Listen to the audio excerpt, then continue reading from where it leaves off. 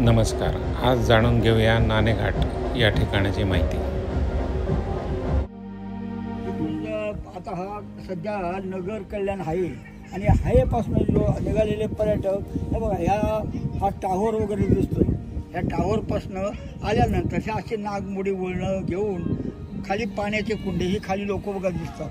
तर तिथे पाण्याचे कुंड रस्त्याने आहेत सातवान खाली आणि त्यांनी या तीन मुरणाच्या मुरडांवर एक पाण्याचं कुंड का ते इथं व्यापाऱ्यांची गर्दी असलेली जायची. भरपूर व्यापाऱ्यांची गर्दी असली त्यामुळे कुंड सोय केलेली आहे. इथं 7 कुंड आहेत पाण्याची. इथं सुद्धा व्यवस्था केलेली आहे सगळी. म्हणून हा व्यापारी मार्ग पुरातन काळचा घोषित झाला त्या काळात. याला पुरातन मार्ग नाणेघाट म्हणतात या जागेला.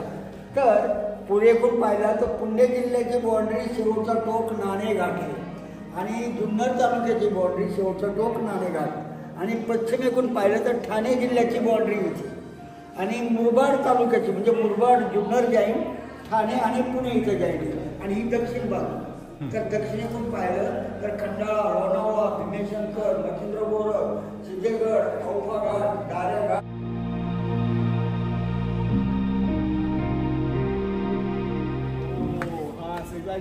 अशी नागमोडी वळणं बांधून खालून तळापासून वरपर्यंत अशी नागमोडी वळणं बांधून वरती रस्ता तयार झाला. मग घोडे, रेडे, खेचरं सगळे या मार्गाने वरती एक मार्ग तयार झाला आणि मग त्यांनी एक दगडी रांजण वरती तयार करून ठेवलं.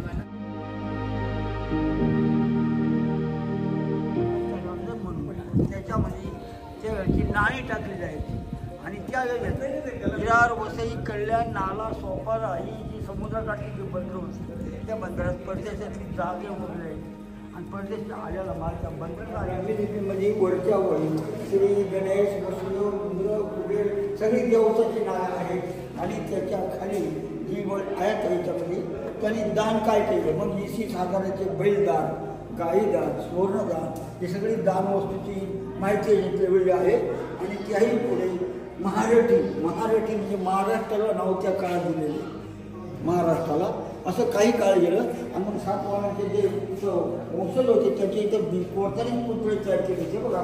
त्याचे पाय शिकले पुतळे तयार केले. पण आपल्याकडं काळाच्या वगाने आपल्याकडं बाहेरच्या सत्ता भरपूर आल्या. शेख आले, कुशाण आले, ग्रीक, पोर्तुगीज होऊन कितीतरी आले आणि त्या काळात आपल्या किल्ल्याची तोडफोड झाली, रस्त्याची तोडफोड झाली, देवताची तोडफोड झाली. त्या काळाचे पुतळे सुद्धा तोडले गेले.